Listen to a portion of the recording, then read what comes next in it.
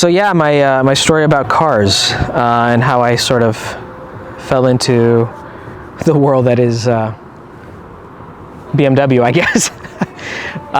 It started with my grandfather, who was a mechanic, and just being around him, he would buy busted vehicles and fix them up and flip them and sell them, basically. And I was always around to help him hold a flashlight, or pass a wrench or a hammer or what have you, and sort of that exposed me to a bunch of automotive themes.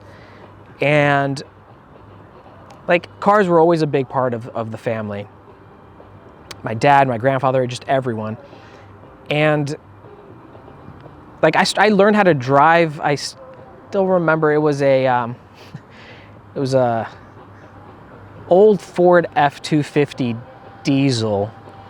Had 2 tanks. It was massive.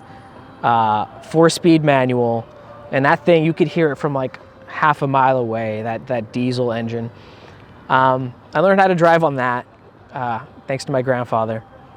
And time passed, and I remember distinctly one day he had purchased a 1984 black BMW 733. This thing was technically older than I was, right? I mean, I was born in 85, it was in 84. So I looked at this thing like, whoa, old timer. But I got in it, and I drove it around a couple times the neighborhood, and it was something special. Like, I kind of felt like it spoke to me. A little while after that, I got my very first, it wasn't purchased, it was like the family car. It was a 1992. It's like baby blue, sky blue. I don't even know what the color was exactly. Toyota Tercel DX, 4-speed. Oh, 2-door. I had little like air freshener in it. It was maintained. It was cleaned. I drove it around town. It was a lot of fun. It didn't really matter. I was just excited that I had my own car, and I could hop in and take it for a spin if I felt like it. Then, I got the job at KFC, and I started making some money, and I was saving it. And it was time to get my own proper car, like car that I bought with my own money. And I had saved roughly around $4,500, and I was 16, I think, and I was still working at the KFC. We went used car shopping in Kent. And we went to the used car dealerships, obviously. And I was, there's a part of my heart that was like, if you can find a BMW, that would just be the greatest thing ever. But no such luck. We were looking at a 300ZX. It was red. Some other cars as well. And I really just I was kind of deflated, to be honest. Also, a lot of things were completely out of my price range. So we leave the dealership, and just parked in front of the dealership was a 1992 Meridius Blue E36 325i with light gray interior. Meridius Blue is this navy metallic, gorgeous color exterior. And so I see that, and I'm just gobsmacked. I'm looking at it like it's the greatest thing ever. So we go back into the dealership, and we go, hey, is this car for sale? And it's actually the dealership's owner's wife's car, which he drove in by chance that day because his car was in the shop. And he goes, no, it's actually my wife's car. Why? I was like, well, because I think it's beautiful, and I was wondering if you'd be willing to sell it to me. And I was with my grandfather. And he goes, well, let me call my wife. And so he does. And as fate would have it, yeah, she said yeah. So they were down to sell it, and they were asking $5,000 for it. And I think with taxes and licensing and everything came out to $5,300. And I had $4,500, and I felt gutted. I was just like, this is all I have, though. So it was unfortunate. No deal was made at the moment. So we left and went back to work. But my family being awesome and cool and understanding that, and once your heart sort of like yearns for a car, it's kind of hard to sort of put out that fire. My grandfather pitched in and my mom and dad pitched in as well. So they made the difference up from 45 to 53. And I was, I was on break. I was on break outside of the KFC here in Redmond, and across the street was this high-end car dealership. And as I did on my break, I would just stare across the street at the nice cars, and in pulls in this sick Meridius Blue 325i. So my family surprised me by pitching in and driving the 325 to my work and sort of giving me the keys, and I was on cloud nine, like I lost my mind.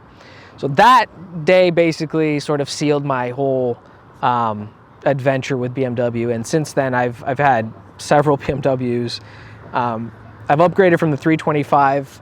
We sold it to a mom who was trying to buy a first car for her son. My grandfather and I sold it.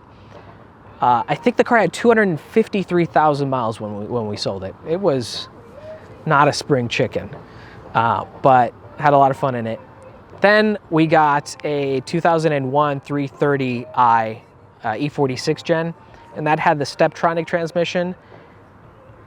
And after 2 months of trying to love it, I went back to the dealership and I was like, please help me. I need to get a manual back in my life. I forgot to mention the 325 was a manual, 5-speed. And they were nice enough, and yeah, we took a little bit of a hit as far as money goes, but ended up in that was steel blue metallic, and I ended up in a M Sport steel gray metallic E46 330i with the M Sport 5-speed. And we had that for many, many years. I think we had it for about 6 or 7 years.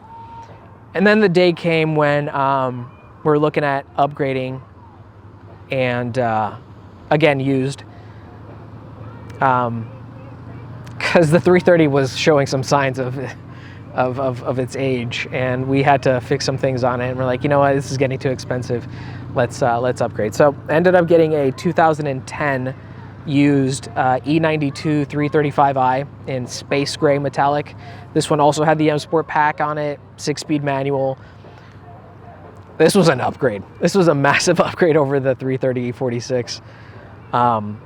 The exhaust sounded fantastic. It had space gray exterior, black interior with aluminum trim. Navigation, I mean, it was just like a massive step up from what I was used to, which was the E46 gen. And then a couple years after that, I was at BMW of Seattle.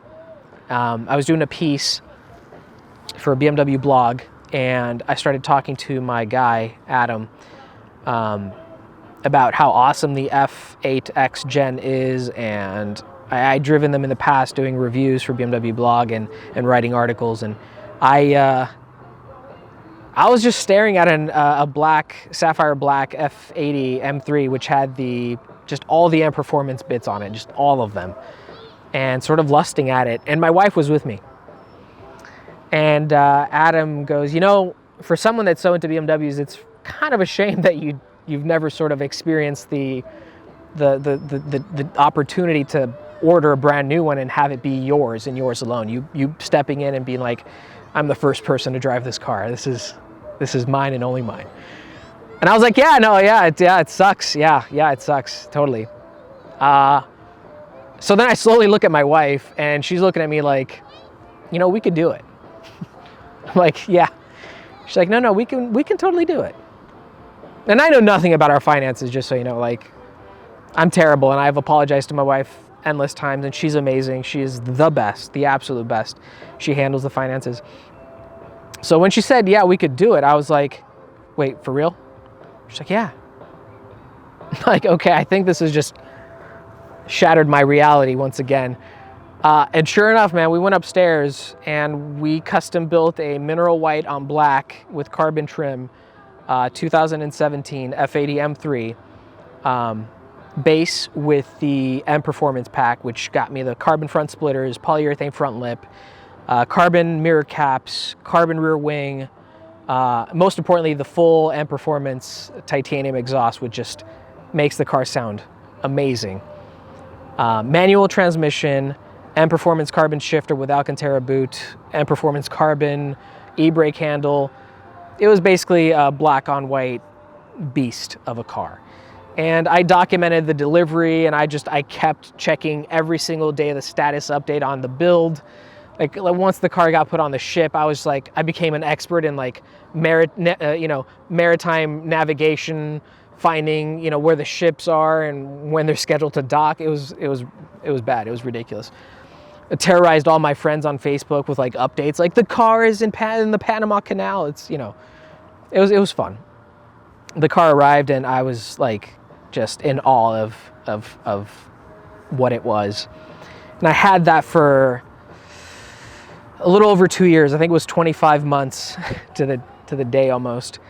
And a friend of mine that I didn't actually meet in real life, but we became friends because of sort of mutual passion for BMW and cars. I met him on Instagram, and he messaged me. He had an Austin yellow F80 M3 that unfortunately got in a wreck, and the car was totaled. He was fine, but now he was back on the market looking for for another M car, and he knew that I knew folks at BMW Seattle, so he reached out to me via Instagram and asked me if I knew anyone at Seattle to put him in contact with. I was like, absolutely I do. I'll put you in contact with my guy, because obviously they're looking at buying and BMW Seattle is looking at selling, so it made complete sense. Like, do good, get good. So they end up striking a deal on one of the 5 M3 CSs that BMW Seattle had in stock. They had 2 San Marino blue M3 CSs, 1 Alpine white, and 2 Sapphire blacks. They ended up making a deal, and Mike, the guy from California, hits me up and says, hey, we struck a deal. We got to fly up. My wife and I got to fly up to Seattle to sign the paperwork. We'd like to meet you and get you lunch and sort of chat if you have the time. And I was like, absolutely, no lunch necessary. I'd be more than happy to come and meet you and sort of join you on this journey that is picking up a CS, which is fantastic. What I didn't tell him was that I was going to surprise him with a little delivery video. So I grabbed my gear, my drone, my camera, and I was going to like record them as they picked up the car, so they'd have like this 90-second little clip that they could enjoy. Because I mean, I just thought about it, like I would love it if someone did that for me. So I was like, I'm just going to do it for them. So I show up, I do my thing, they sign the paperwork, they fly out the same day. And my guy reaches out and goes, hey, how's the mineral white M3 treating you? And I was like, it's fantastic. I couldn't be happier. He goes, are you sure? Because I saw the way you were looking at the CS. I was like, well, of course I was looking at the CS. I mean, the CS is the CS. It's limited production. There's 1,200 units worldwide. It's a special car. It's the swan song of the F80 generation. It's like BMW M taking all the awesome bits and putting them on one car and going, okay, this is the last one, and then we'll focus on the G80. So of course, like nice things are nice, sure. He goes, okay, let me go run some numbers and I'll come back. And he puts down a piece of paper in front of me, and the numbers are good, Colin. The numbers are really good. So, I mean, it's a Saturday, and I didn't wake up that day going like, I'm gonna get a CS today, like, right? That just doesn't happen. It's not real life. But sure enough, I'm driving back home, and I'm thinking about starting a conversation with my wife of like, hey babe, you know how we're thinking about getting the G80 M3, hopefully, if all things pan out next year, maybe? So there's this thing, and it's happening, and we could potentially get a CS. And she's excited, and I'm, on cloud 9, and I'm going through the list of all the awesome things that the CS does and is and can be. And yeah, that day we basically like put this exact example, San Marino blue on black and Silverstone interior, with a carbon ceramic brakes, which again, never would I have ever thought that I'd have a car with carbon ceramic brakes, and the M Performance titanium exhaust and the executive package. On a Saturday, which we didn't expect at all. That was a complete surprise. But yeah, over the years, I've just been an enthusiast, sort of a unofficial brand ambassador for the BMW car brand. And it's just something that I relate with. The car is just very driver focused, performance oriented. The passion that BMW brings to their motorsport division trickles down into their you know, road cars. And I mean, I've spoken to a lot of automotive folks and, you know, people that dabble in Porsche and Audi and Mercedes and Honda, Subaru, Mitsubishi, and I've never met a more passionate, a more sort of enthused group of folks like I've met in the BMW community. So it's a lot of fun being part of it, and I do as much as I can, and I'll continue to do as much as I can for as long as I can. Yeah, but at the end of the day, I mean, yeah, I am partial to BMWs, but I love cars all up. Like, your sick-ass 2000 is sick. It's just, it's ridiculous. I see it and I go, that's straight Forza, that's straight Gran Turismo. Like, I see like 12-year-old me playing Gran Turismo and I'm like, yep, that one. Yeah. And I don't know what the future holds. You never really know what the future holds, but I'd love to do more car stuff. Because passion. Jetzt